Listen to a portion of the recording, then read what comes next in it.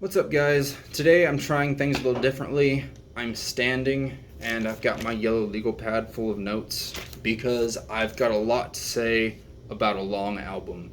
Today I'm talking about Senjutsu, Iron Maiden's 17th studio album. Now, before we get going, like I said, I've got a lot to say today, so excuse me if I just occasionally look down at my notes to kind of remember where I'm at, to remember my thoughts on certain parts of certain songs. But yeah, Senjutsu, Iron Maiden's 17th studio album. And this is an album that we didn't even know if we were going to get it or not as fans, right? Because Bruce Dickinson, of course, recorded the Book of Souls with cancer. And even after he recovered, was the band going to go into the studio and write a full-length album again? We just didn't know. Little did we know that they had this gem kind of in their back pocket for a little while. Since 2019, they started writing and putting ideas on paper and started to write this album. I don't know about you, but 2019 seems like forever ago, given the current state of the world and what we've gone through. Not even as a country, just as a society. Just as a society, just as a human race as a whole. Anyway, back on track. We've got an hour and a half of Iron Maiden music to rip through, so let's rip through it. First song on the album is called Senjutsu. It's the title track, and what doesn't get enough love on this song is Nico's drumming. He provides this great, solid, driving backbone that this song really needs. It's very anthemic. This is a great title track. This is a great opening track. We're off to a good start here, guys. Next song on the album is called Stratego. And this song is short. It's got that classic Iron Maiden gallop. It's got a really great feel to it. And because of that, I don't really have any complaints. It's short, it's sweet, it's to the point, it's somewhat familiar for Iron Maiden fans, and it's a good song. It's very solid. Next song on the album is called Writing on the Wall. And the song is very Western. It can be odd or unique depending on how you decide to look at it. But basically, the song is above average. It's enjoyable. I'll come back to it occasionally, but it's above average, and I can't really give it more than that, to be honest with you. Next song on the album is called Lost in a Lost World. And this song is, the song's okay at best. Mainly because the meat of the song is a little weird. The riff, even the main riff is kind of chunky and weird at times, and the patterns that they use are just kind of unusual. They're kind of odd, and it just kind of creates for, some odd riffs, odd vocal patterns, like I said. But there are some parts that I want to highlight. The melodic bridge, even though Bruce's vocals are kind of buried in the mix, credit to their producer, for better or for worse, at times decided to kind of bury Bruce's vocals in the mix because he still insists on struggling to sing some of these high notes. He just refuses to sing in a lower register at times, and at times that'll hurt the music, but his voice is kind of buried in the mix at times, so I'll let you guys decide. Another great part is the outro.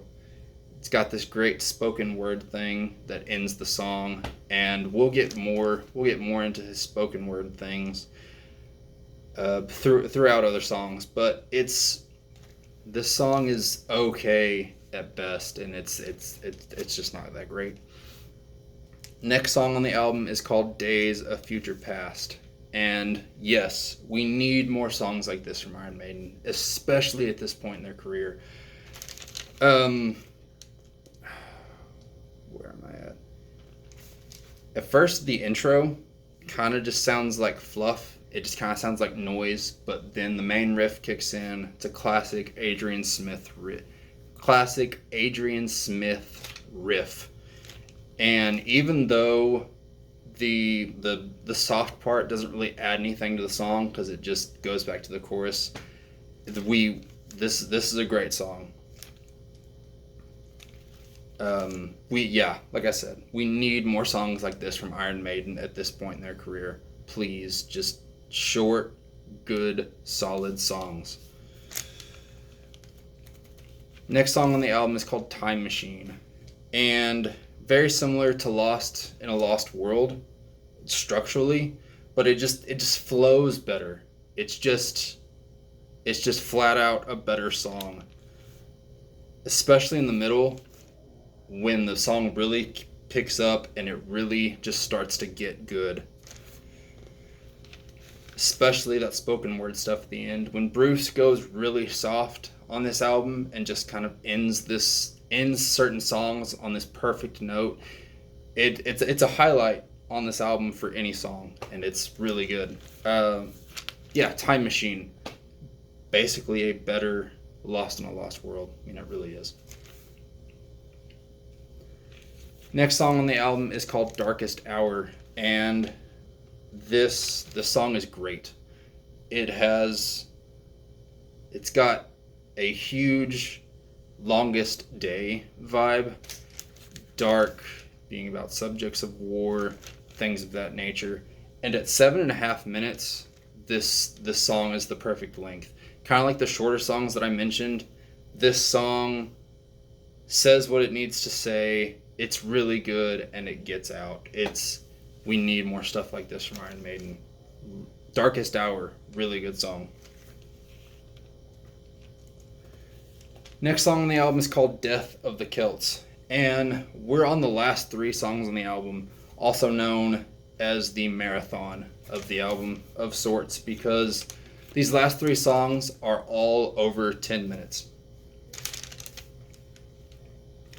And this song very much has Klansman vibes. But that's okay, because with the name, they're almost like begging you to make that comparison. And it's really okay. I don't necessarily mind it. I don't even mind the throwbacks that they throw on this album, no pun intended. Especially at this point in their career, they're going to copy things that they used to do, and if it's done well, it's really fine. I don't even mind the synthesizers that are used on almost every song on this album. I mean, I kind of do a little bit, but if it adds something good to the song, then it adds something good to the song. Death of the Kilts, really good song. Next song on the album is called Parchment, and the song could be a little difficult to listen to, if I'm being completely honest, because of the length and because of the plodding rhythm. It has its moments, but it's not a favorite song of mine. If you skip this, I wouldn't blame you. If this is one of your least favorite songs on the album, I wouldn't blame you. Last song on the album is called Hell on Earth, and everything works on this song. I hate to sound typical, I hate to sound cliche, because it's the last Iron Maiden song on an album, and it's supposed to sound epic, 21st century Maiden. I just don't want to sound like a basic Iron Maiden fan. But this song everything's done well. The length of the song doesn't bother me at all. The synthesizers are really good. The emotion that's put into this song. The intro is great. It sets up the lyrics perfectly. Like the rhythm of the music sets up Bruce perfectly. This song is amazing. It's the best song on the album, without a doubt. It's a great closing track to a great album. And look at that. This is the shortest review I've done. Maybe I need to stand up and make legal pad notes all the time because I feel like this was a half decent review. Hopefully you guys think this was a half decent review. But yeah, that's Senjutsu, Iron Maiden's 17th studio album. Is this a perfect album? No. Is it an enjoyable listen and better than the Book of Souls? I'd say so. I would say so. Let me know what you guys think in the comments. Thank you guys so much for watching. Don't forget to subscribe, like, and like I said, comment. Thank you guys so much for watching. God bless.